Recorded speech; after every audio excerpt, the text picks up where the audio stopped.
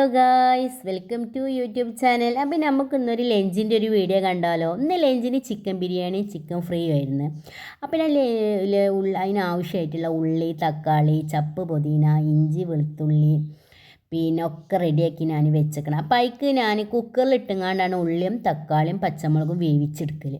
അങ്ങനെ പിന്നെ അത് കുക്കറിലിട്ട് അടിച്ച് പിന്നെ ഞാൻ വേഗം ചെമ്പട്ടി ചൂടാക്കിയ ലേശം സൺഫ്ലവർ ഓയിലും നെയ്യും പാടെ കഴിച്ച് പിന്നെ അതിക്ക് നമ്മൾ കുക്കറിലിട്ട ഉള്ളിയും തക്കാളിയും വാടിയപ്പോൾ ഞാൻ ചെമ്പട്ടിക്ക് ഇട്ട് പിന്നെ അതിക്ക് ആവശ്യമായിട്ടുള്ള പൊടികളൊക്കെ ഇട്ട് കൊടുത്ത് എല്ലാവരും ഇടുമ്പോൾ തന്നെ ഗരം മസാലപ്പൊടി, മഞ്ഞൾപ്പൊടി, പിന്നെ ലേശം ചിക്കൻ മസാലപ്പൊടി, ഉപ്പും പാടൊക്കെ ഇട്ടിട്ടാണ് പിന്നെ ഞാൻ ലേശമായിട്ട് ഇഞ്ചി വെളുത്തുള്ളി പേസ്റ്റും പിന്നെ ലേശം ചപ്പും പൊതിനും ഇട്ട് കൊടുത്തങ്ങാണ്ട് നല്ല മിക്സ് ചെയ്ത് പിന്നെ ഞാൻ ഈ ചിക്കൻ അവിടെ കേകി മാറ്റി വെച്ചേക്കണ്.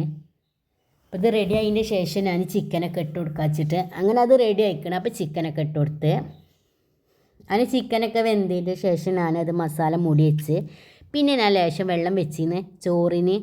അങ്ങനെ അത് വെള്ളം തിളച്ചപ്പോൾ അരിയൊക്കെ ഇട്ട് കൊടുത്ത് അങ്ങനെ അത് വെന്തിക്കണമെന്ന് നോക്കുകയാണ്. ഇടയ്ക്കിടയ്ക്ക് ഞാൻ നോക്കും.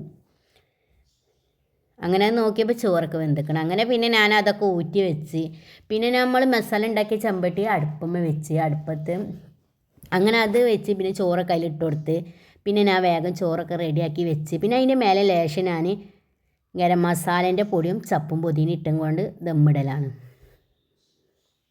അങ്ങനെ ലേശിച്ച് അതൊക്കെ ഇട്ട് കൊടുത്ത് പിന്നെ ചപ്പൊക്കെ ഇട്ട് കൊടുത്തങ്ങാണ്ട് പിന്നെ ഞാനത് ദമ്മിട്ട്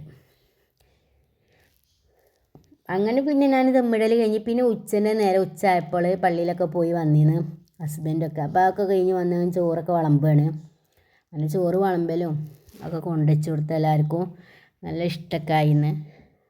അങ്ങനെ പിന്നെ ലേശം ഞാൻ ചിക്കൻ ഫ്രൈൻ്റെ ഒരു റെസിപ്പിയും പാടൊക്കെ ഇതിൽ ആഡ് ചെയ്തേക്കണേ. അങ്ങനെ ലേശം ചിക്കൻ കഴുകി വെച്ചിരുന്ന് അതിക്ക് ലേശം മുളകുപൊടി, മഞ്ഞൾപ്പൊടി, ഗരം മസാലപ്പൊടി, ലേശം ഇഞ്ചി വെളുത്തുള്ളി പേസ്റ്റ്, ലേശം ചിക്കൻ മസാലപ്പൊടിയും പാടൊക്കെ ഇട്ടിട്ട് നമ്മൾ ഒരു അരമണിക്കൂർ നമ്മൾ റെസ്റ്റ് ചെയ്യാൻ വെക്കണം. മസാലയൊക്കെ പരത്തിയിട്ട് റെസ്റ്റ് ചെയ്യാൻ വെച്ചിരുന്നു.